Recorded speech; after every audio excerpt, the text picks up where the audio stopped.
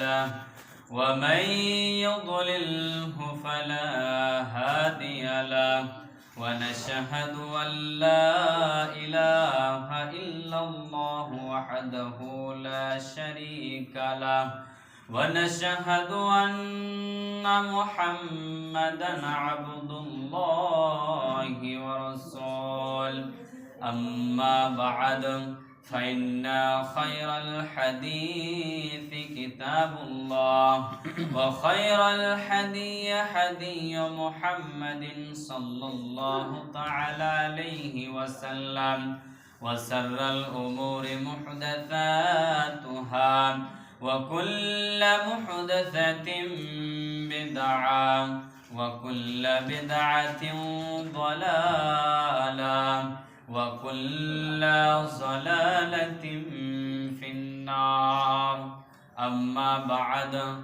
فقال الله تبارك وتعالى في كلامه المجيد وفي فرقانه الحميد فأعوذ بالله من الشيطان الرجيم بسم الله الرحمن الرحيم يا أيها الذين آمنوا اتقوا الله حق تقاته ولا تموتن إلا وأنتم مسلمون يا أيها الناس اتقوا ربكم الذي خلقكم من نفس واحدة وخلق منها زوجها وبث منهما رجالا كثيرا ونساء واتقوا الله الذي تساءلون به والأرحام إن الله كان عليكم رقيبا يا أيها الذين آمنوا اتقوا الله وقولوا قولا سديدا يصلح لكم أعمالكم ويغفر لكم ذنوبكم ومن يطع الله ورسوله فقد فاز فوزا عظيما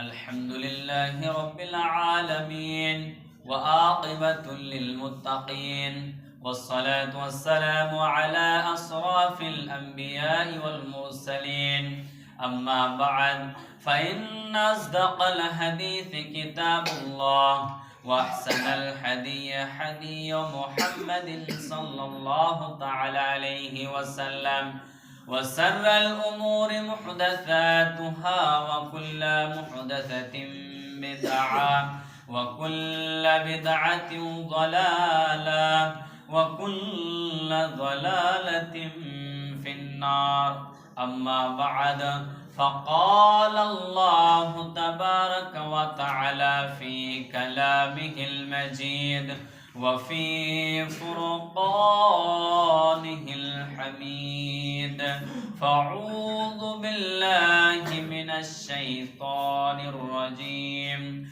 بسم الله الرحمن الرحيم يا أيها الذين آمنوا ادخلوا في السلم كافة ولا تتبعوا خطوات الشيطان إنه لكم عدو مبين وقال تعالى ولا تهنوا ولا تحزنوا وأنتم إن كنتم مؤمنين وقال النبي صلى الله تعالى عليه وسلم بني الإسلام على 5 شهادة أن لا إله إلا الله وأن محمد رسول الله وإقام الصلاة وإيتاء الزكاة والحج والصوم رمضان وآخر الحديث بسم الله الرحمن الرحيم ذاك طعام الإيمان من رضي بالله ربا وبالإسلام دينا وبمحمد نبيا الحديث উপস্থিত আজকের ইয়াউমুল জুমআ উত্তম দিন উত্তম সময়ে যে রব্বুল আলামিন আমাদেরকে একত্রিত হওয়ার তৌফিক দান করেছেন, যে দয়াময় আমাদেরকে ভালোবাসেন তাই বলে আমাদেরকে এই মহামূল্যবান দিনটি উপহার দিয়েছেন। যে রব্বুল আলামিন আমাদের অনেকে এই দিনটিকে দেননি, এই দিনের আসার আগে আগে এই দিনটি আসার আগে আগে অনেকের বাবা মারা গিয়েছে, অনেকের মা এই দুনিয়া ছেড়ে বিদায় নিয়েছে চিরতরে, অনেকের আত্মীয় স্বজন এই দুনিয়া ত্যাগ করেছে, এই দিনটি এই সময়টি পায়নি, আমাদেরকে নসিব দিয়েছেন। তাই আমরা সকলে অন্তর খুলে পড়ি আলহামদুলিল্লাহ। তারপরে শান্তি বর্ষিত হোক আমার নবী, আপনার নবী, সারা বিশ্বের নবী, নবী কুল শিরোমণি নবী আহমদ মুজতবা মুহাম্মদ মুস্তাফা, যে নবী আমাদেরকে ন্যায় অন্যায় হারাম হালাল শিরক বিদআত পাক নাপাক, যেটাকে আমরা বলি বাংলায় পবিত্র অপবিত্র, এই সমস্ত শিক্ষা যে নবীর দ্বারা আমরা পেয়েছি, সেই নবীর উপরে আল্লাহর শান্তি বর্ষিত হোক, নাজিল হোক। সকল পুরন অন্তর খুলে আল্লাহুম্মা সাল্লি আলাইহি আল্লাহুম্মা বারিক আলাইহি। আজকে আমি আপনাদের সম্মুখে যে বিষয়টি নিয়ে দণ্ডায়মান হয়েছি সেটি হচ্ছে তাওহীদ প্রতিষ্ঠা করা এই সমাজের মধ্যে এবং ঈমানি জীবনকে গড়ে তোলা এবং আল্লাহ তাবারাক ওয়া তাআলার যে মাঝে মধ্যে পরীক্ষাগুলো আসবে এই পরীক্ষাগুলোতে সঠিকভাবে উত্তীর্ণ হওয়া, এই তিনটি মূল পয়েন্টকে নিয়ে আমি আমার বিষয়কে সামনে এগিয়ে নিয়ে যাব ইনশাআল্লাহ। ওমা তাওফিকি ইল্লা বিল্লাহ। প্রিয় মুসলিম ভাই এবং বন্ধুরা, কথা না বাড়িয়ে আজকে আমরা প্রথমে জেনে নেব যে এই সময়টা আসলে কি চলছে। প্রথম, বর্তমান এই সিচুয়েশন যেটা চলছে খুবই আমাদের জন্য এক যন্ত্রণাদায়ক সময়। অনেকের এই সময়টা অনেক কষ্টের সময়, এই সময়টা অনেকের কাছে খুব কঠিন সময়। বন্ধুগণ, মুসলিম সমাজ আজকে আমাদের বর্তমান সমাজে যে প্রেক্ষাপট চলছে, আমাদের আজকের এই বর্তমান ভারতবর্ষে যে সিচুয়েশন চলছে, যে সিচুয়েশনে আমরা দাঁড়িয়েছি, এটা যেন তেমন সিচুয়েশন নয়, এটা যেমন তেমন অবস্থা নয়, এটা খুব বিশাল কঠিন অবস্থা। এই অবস্থাতে আমরা মুমিন, এই মুমিনদেরকে তার ঈমানের পরিচয় দিতে হবে, মুমিনদেরকে তার ধৈর্যের পরীক্ষা দিতে হবে, মুমিনদেরকে তার তাওহীদের উপরে অটল থেকে এই বর্তমান সময়কে অতিবাহিত করতে হবে এবং আমাদের এই পরিপূর্ণ জীবনটাকে তাওহীদের উপরে পরিপূর্ণ জীবনটাকে, ঈমানের হালাতে পরিপূর্ণ জীবনটাকে আমাদের ধৈর্যের সাথে অতিবাহিত করতে হবে। যেহেতু আমরা মুসলিম, আর মুসলিম মানে হচ্ছে নিজেকে আত্মসমর্পণ করে দেওয়া এক আল্লাহ রাব্বুল আলামিনের কাছে। বন্ধুগণ, মুসলিম সমাজ, আমি প্রথমে যে আয়াতটি তেলাওয়াত করেছিলাম আপনাদের সম্মুখে, সেটি হচ্ছে এই আয়াতটি রয়েছে সূরাতুল বাকারার মধ্যে। আল্লাহ তাবারাক ওয়া তাআলা বলছেন, ইয়া আইয়ুহাল্লাযীনা আমানু দুখুলু ফিস সিলমি কাফফাহ ওয়া লা তাত্তাবিউ খুতুওয়াতিশ শাইতান ইন্নাহু লাকুম আদুউম মুবিন। আল্লাহ তাবারাক ওয়া তাআলা বলছেন, হে ঈমানদারগণ, হে মুমিনগণ, যারা নিজেরা মনে করো যে আমার মধ্যে আল্লাহর উপরে বিশ্বাস রয়েছে, রাসূলুল্লাহ সাল্লাল্লাহু আলাইহি সাল্লামের আদর্শ আমার মধ্যে রয়েছে, তারা কিন্তু আমরা মুমিন। আর যারা আমরা নিজেকে মুমিন দাবি করি, তাদেরকে আল্লাহ রাব্বুল আলামিন টার্গেট করে সম্বোধন করে বলছেন যে উদখুলু, তোমরা প্রবেশ করো, ফিস সিলমি কাফা, ইসলামে পরিপূর্ণভাবে। পরিপূর্ণভাবে তোমরা ইসলামে দাখিল হয়ে যাও। এমন নয় যে এক পা বাইরে এক পা ভিতরে, এমন নয় যে সালাত আদায় করব কিন্তু যাকাত দেব না, যাকাত দেব কিন্তু হজের সমর্থ হয়ে গেলে হজ করব না। যদি এইরকম আমরা হয়তো কেউ মুসলমান নামে থাকবো, কামে নয়, আমরা কেউ হয়তো সালাত আদায় করব কিন্তু দাড়ি ছাড়বো না, এইরকম নয়। পরিপূর্ণ মুসলিম হতে হবে। পরিপূর্ণ যদি আপনি মুসলিম হন তাহলে আপনার ঈমানকে কিঞ্চিত পরিমাণ কোনো পাওয়ার হিলাতে পারবে না। এটা হচ্ছে আপনার মধ্যে স্থাপন করে নিতে হবে।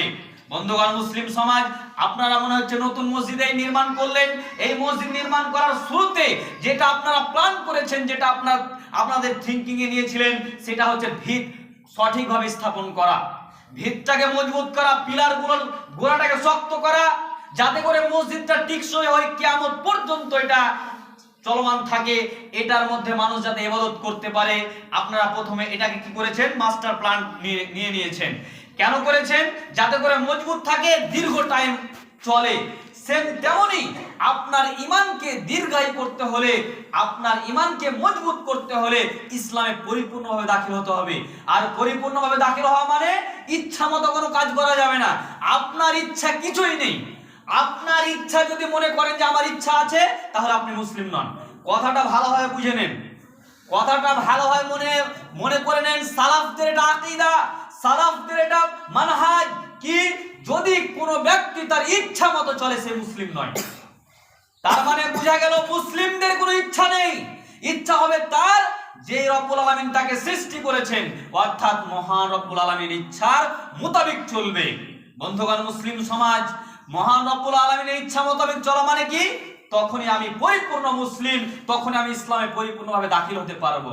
বন্ধুগণ, মুসলিম সমাজ, আজকে বর্তমান সমাজ দেখা যাচ্ছে মুসলিমদেরকে যেখানে সেখানে তাদেরকে লাঞ্ছিত করা হচ্ছে, অপদস্থ করা হচ্ছে, তাদেরকে টার্গেট করা হচ্ছে। কারণ কি?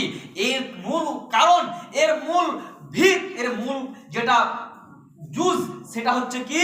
তার নিজের অস্তিত্ব হারিয়ে দেওয়া। নিজের অস্তিত্ব হারিয়ে দেওয়া কি অস্তিত্ব?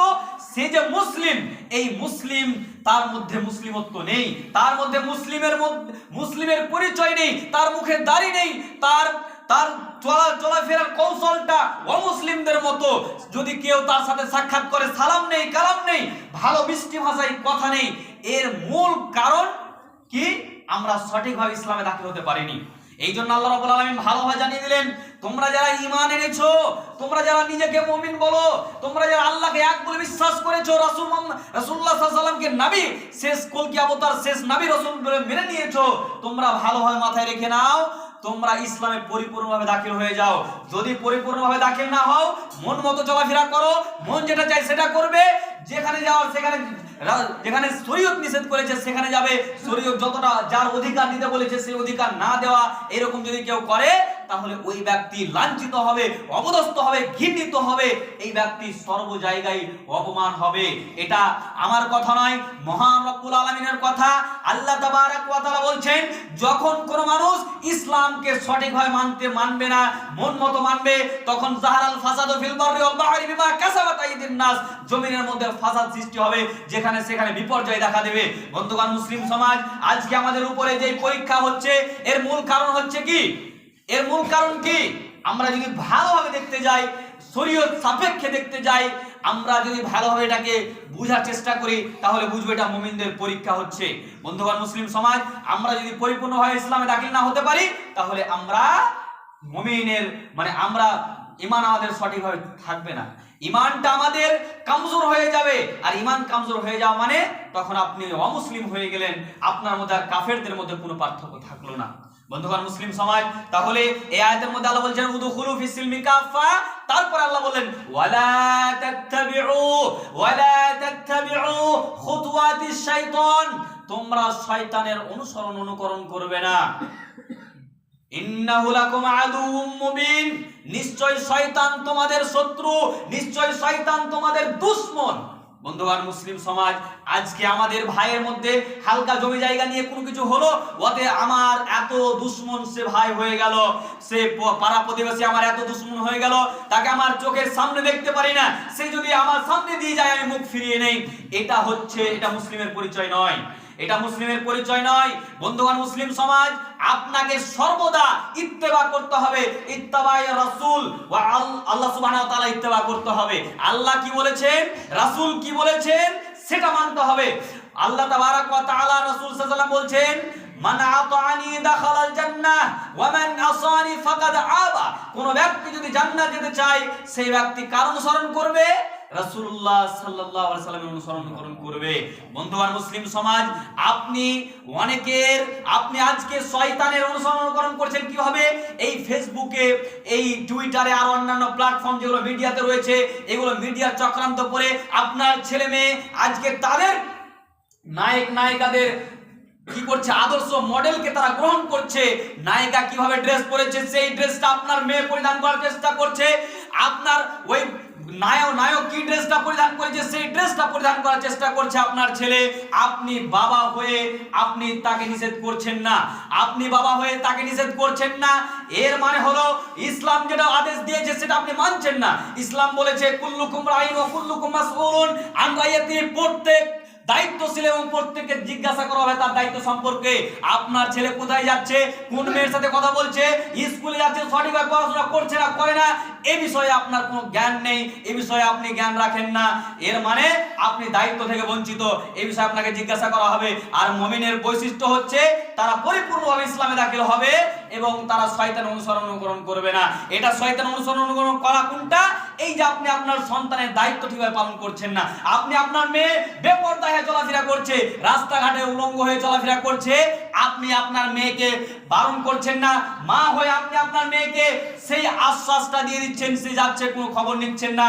এই জাতি ধ্বংস হবে সুনিশ্চিত, এতে কোনো সন্দেহ নেই। তাহলে আমাদের করণীয় কি? যে ইসলামে পরিপূর্ণ দাখিল হতে হবে। ওয়ালা তাত্তাবিউ খুতুওয়াতি শাইতান, শয়তান অনুসরণ করা যাবে না। তারপরে বলা হয়েছে যে ইন্নাহু লাকুম আদুউম মুবিন, নিশ্চয়ই শয়তান আমাদের প্রকাশ্য শত্রু, নিশ্চয়ই শয়তান আমাদের প্রকাশ্য শত্রু। বন্ধুগণ, মুসলিম সমাজ আমরা যখন সালাত আদায় করব আর ইসলামিক আইন বিধান পালন করার চেষ্টা করব, শয়তান আপনাকে বারণ করার চেষ্টা করবে। কোন মেয়ে যখন যুবতী হয়ে উঠবে তখন তাকে বেপরদা হয়ে চলার উস্কানি দেবে কে? শয়তান। কিন্তু ওই মেয়ে যদি মুমিন হয়, মুসলিমা হয়, তাহলে ওই মেয়ে কোনো সময় সেটা ওই আদর্শ ওই মডেল গ্রহণ করবে না, যেটা যে বেহায়া নির্লজ্জ জাহেলিয়াত, যেটা জাহেলিয়াত আদর্শ, সেটাকে সে প্রত্যাখ্যান করবে। তাহলে আমাদের প্রথম কাজ হবে ইসলামে পরিপূর্ণভাবে দাখিল হওয়া, তবেই আমরা আমাদের ঈমানকে ধরে রাখতে পারবো। বন্ধুগণ, মুসলিম সমাজ তারপরে হালকা আমি ডিসকাস করে নিচ্ছি, ঈমান আপনি কিভাবে রাখলে পারে আপনার এই বর্তমান সময়ে আগুন যদি আমার হাতে রাখেন তাহলে কি পুড়বে? শুধু হাতটাই পুড়বে। আপনার হাতে যদি এখন আগুন রাখা হয় তাহলে কি পুড়বে? শুধু হাতটাই পুড়বে। কিন্তু বর্তমান প্রেক্ষাপট যেটা চলছে, এই প্রেক্ষাপটে ঈমান ধরে রাখা সে হাতে আগুন ধরে রাখার চাইতে লক্ষ গুণ কঠিন। আপনি আপনার দৃষ্টিকে সংযত রাখতে পারছেন না। কারণ কি? কারণ হচ্ছে আপনার পাশে আপনার বেপরদা হয়ে চলাফেরা করছে। সমাজ আজকে জাহিলিয়াতের দিকে চলে গিয়েছে, এর কারণে আপনার ঈমানটা আস্তে আস্তে দুর্বল হয়ে যাচ্ছে।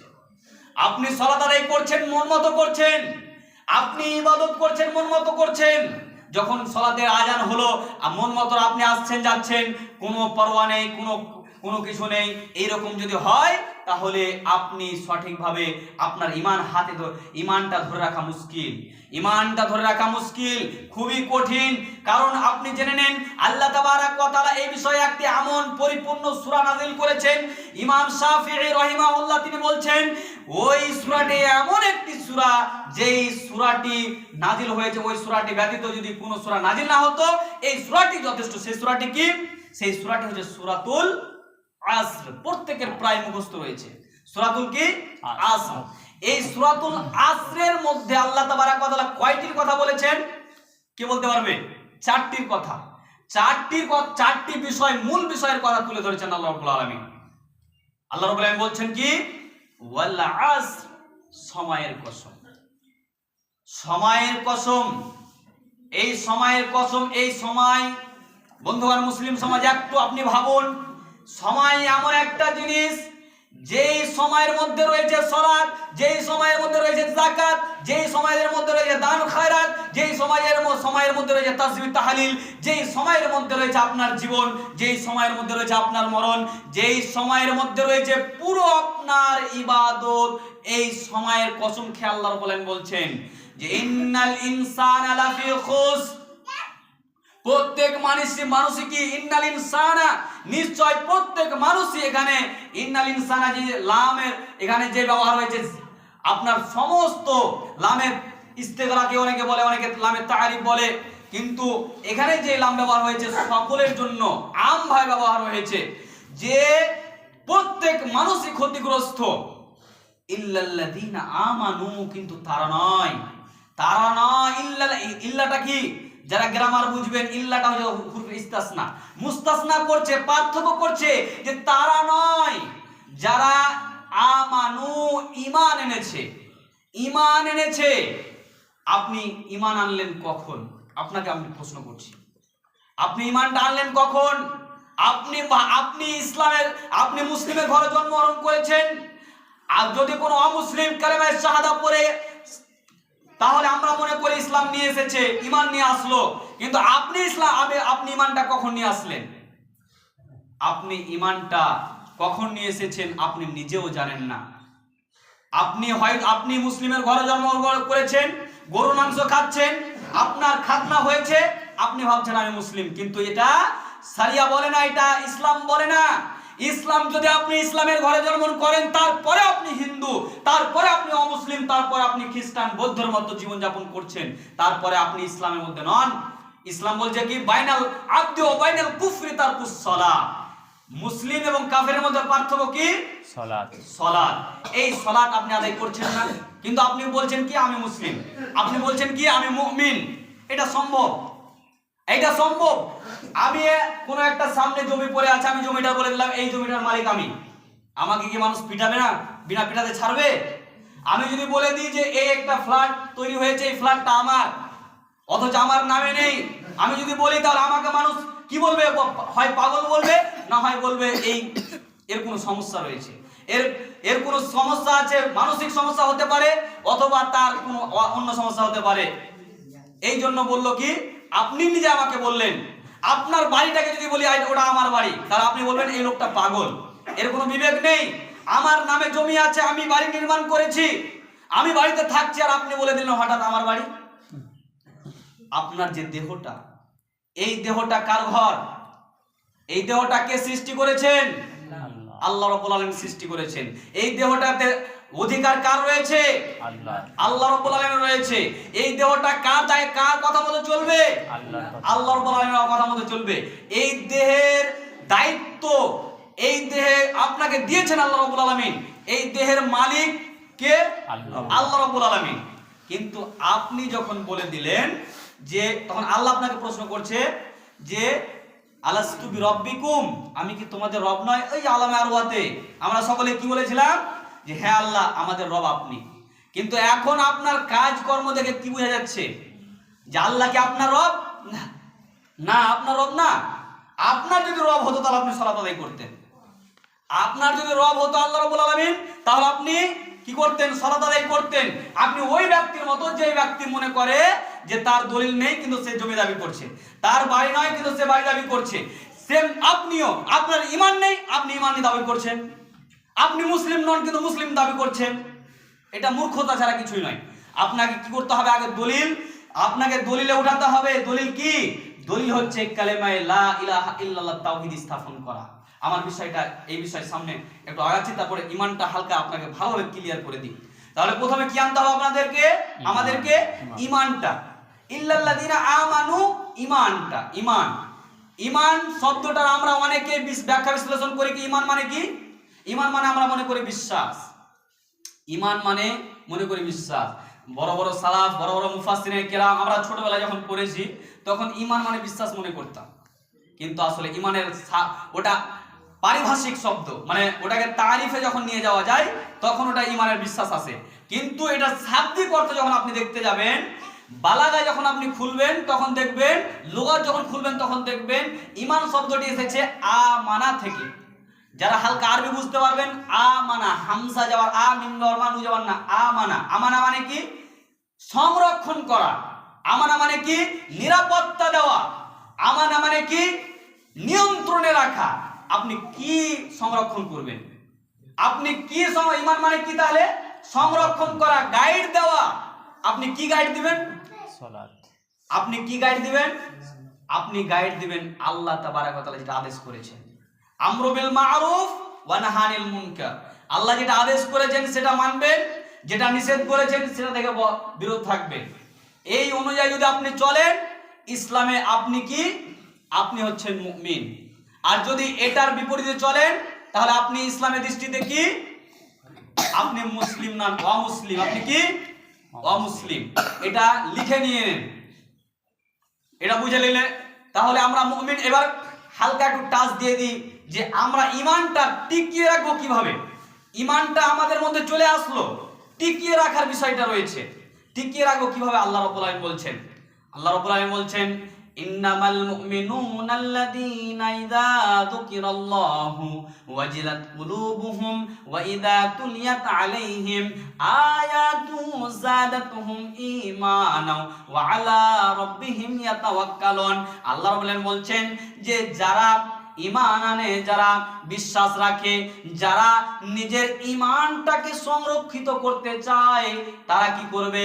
যাদাতুহুম, বলা হয়েছে যে তেলাওয়াত কোরআন তেলাওয়াত, ইন্নামাল মুমিনুনা আল্লাযীনা ইযা যুকিরাল্লাহু ওয়াজিলাত কুলুবুহুম, তাদের সামনে যখন আল্লাহর নাম স্মরণ করা হবে, তাদের সামনে যখন আল্লাহর কথা তুলে ধরা হবে, তাদের অন্তর ওয়াজিলাত কেঁপে উঠবে, কুলুবুহুম তাদের অন্তর, ওয়া ইযা তুলিয়াত আলাইহিম আয়াতুহু, এবং তাদের সামনে যখন কোরআনুল কারীম থেকে আল্লাহর বিধানকে তেলাওয়াত করা হবে, ওয়াজিলাত যাদাতুহুম ঈমানা, তাদের ঈমান বৃদ্ধি পাবে।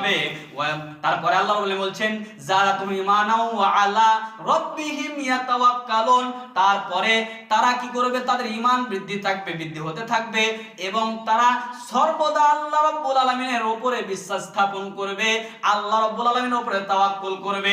বন্ধুগণ মুসলিম সমাজ, তারপরে আল্লাহ রাব্বুল আলামিন অন্যত্রে বলেন, ওয়ালা তাহিনু ওয়ালা তাহজানু ওয়া আনতুমুল আ'লাউনা ইন কুনতুম মুমিনিন। আল্লাহ রাব্বুল আলামিন বলছেন যে তোমরা শুধু মুমিন হয়ে যাও, তোমরা শুধু বিশ্বাসী হয়ে যাও, তোমরা শুধু ঈমান নিয়ে এনে নাও।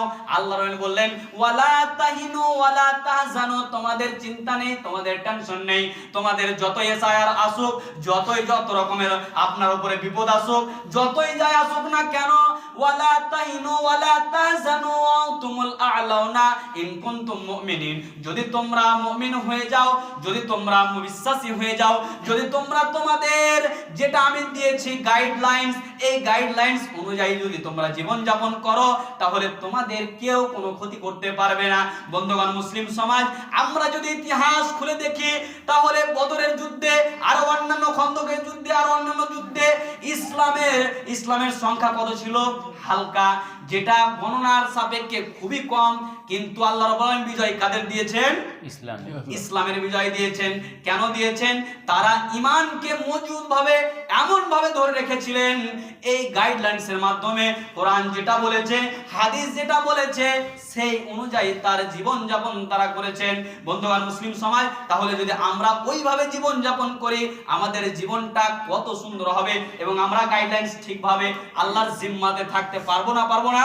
পারবো। আলহামদুলিল্লাহ। তাহলে আমরা বুঝতে পারলাম যে আমাদের মুমিনকে, আমাদের ঈমানত্বকে ধরে রাখার জন্য, এবার আসি ঈমানকে ধরে রাখার জন্য কিসের প্রয়োজন? ইল্লাল্লাযীনা আমানু ওয়া আমিলুস সালিহাত ওয়া আমিলুস সালিহাত। আলহামদুলিল্লাহ। আপনারা যারা কোরআন খুলবেন, এই কোরআনের অধিক মানে যেখানে ঈমানের কথা বলেছেন, সেখানে কিন্তু আল্লাহ বলেন কিসের কথা বলেছেন? সালিহাত, আমলের কথা।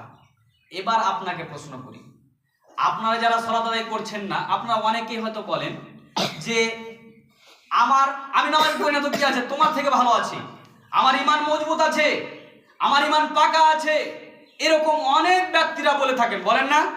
চায়ের দোকানে গল্প করবেন, একজন নামাজি আছে, আর তুমি নামাজ কেন পড়ো না ভাই? কইছে তোমার থেকে আমি ভালো আছি, তুমি নামাজ পড়ো, বেঈমানি করো, চুরি করো, আর আমি আমি নামাজ পড়ি না কিন্তু আমি চুরি করি না, কিন্তু ব্যক্তিটা ভালো নামাজি, চুরি কিছু করে না কিন্তু অপবাদ দিচ্ছে আর নিজেকে ভালো প্রমাণ করছে। এখানে ইসলাম কি বলছে? ইসলাম বলছে ইল্লাল্লাযীনা আমানু ওয়া আমিলুস সালিহাত।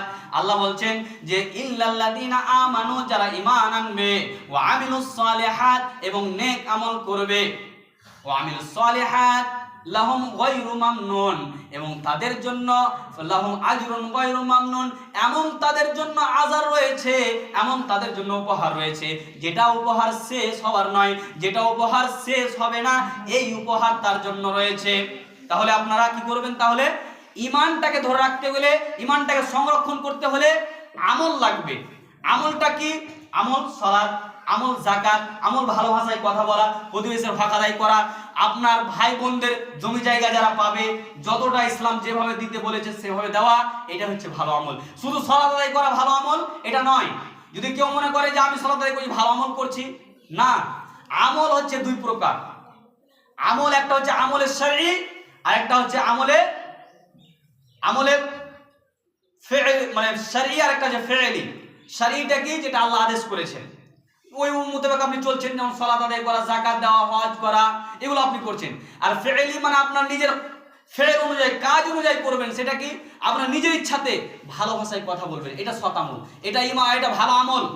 আপনি কাউকে গালি দিলেন না, কেউ গালি দিল আপনাকে, আপনি গালি দিলেন না, এটা ভালো আমল।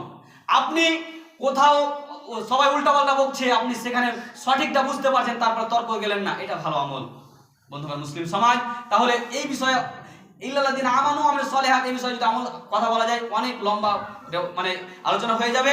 সংক্ষিপ্তভাবে আপনাকে মানে টাচ দিচ্ছি যে ঈমানটাকে ধরে রাখার জন্য কি দরকার? আমল দরকার। যেমনটা আপনি যদি আপনার ওই উমুকের জমিটা আপনি কিনতে গেলে আপনাকে দলিলে আপনার টাকা দেওয়া তাকে লাগবে, তাকে তার সিগনেচারটা আপনাকে নিতে হবে, সমস্ত সাক্ষী টাক্ষী নিয়ে তারপরে আপনার নামে হবে। ঠিক তেমনি আপনি শুধু দাবি করবেন ঈমান, কিন্তু আমল করবেন না, এটা হবে না, এটা পশ্চিমকালে হবে না। এ থেকে আপনি বিরত থাকুন ইনশাআল্লাহ। এবার তারপরে লাস্ট পয়েন্টে আসি, সেটা হচ্ছে তাওহীদ প্রতিষ্ঠা করা আমাদের সমাজে। সময় কত হয়েছে? ঠিক আছে, 5 মিনিট, সময় তো 5 মিনিট নেন। তো যাই হোক, সময় অনেক হয়ে গিয়েছে। তো সংক্ষিপ্তভাবে আমি আপনাদের কাছে বিনীতভাবে 5টা মিনিট নিচ্ছি। 5টা মিনিটের মধ্যে ইনশাআল্লাহ আমি যতটা আল্লাহ তাআলা আমাকে দিয়েছেন আমি চেষ্টা করব। তাওহীদ শব্দটা এসেছে ওয়াহাদা ইউওয়াহিদু তাওহীদান ভাবে তাফঈল থেকে। যারা গ্রামার বুঝবেন তারা বুঝতে পারবেন, ভাবে তাফঈল থেকে, যার অর্থ হচ্ছে একক, আর আরেকটা অর্থ হচ্ছে একত্ববাদ। তাওহীদের শারঈ অর্থ হচ্ছে আল্লাহ তাবারাক ওয়া তাআলাকে তার রুবিয়্যাত, তার উলুহিয়্যাত, তার আসমা ওয়া সিফাতে কয় বলে জানা? এক বলে জানা। এক বলে জানা।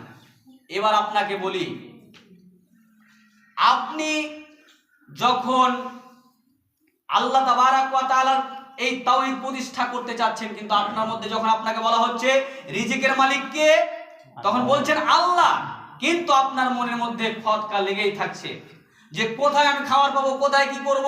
ছেলে মেয়েকে অনেকে হয়তো এই রিজিকের ভয়ে বাচ্চা নিচ্ছেন না, বাচ্চা নেওয়া বন্ধ করে দিয়েছে, সে ওষুধ খাচ্ছে।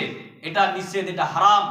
আজাল করা যায় কিন্তু এমন করা যাবে না একদম, মানে অনেকে হয়তো অপারেশন করে নেয়, একদম হারাম। এ থেকে বিরত থাকবেন।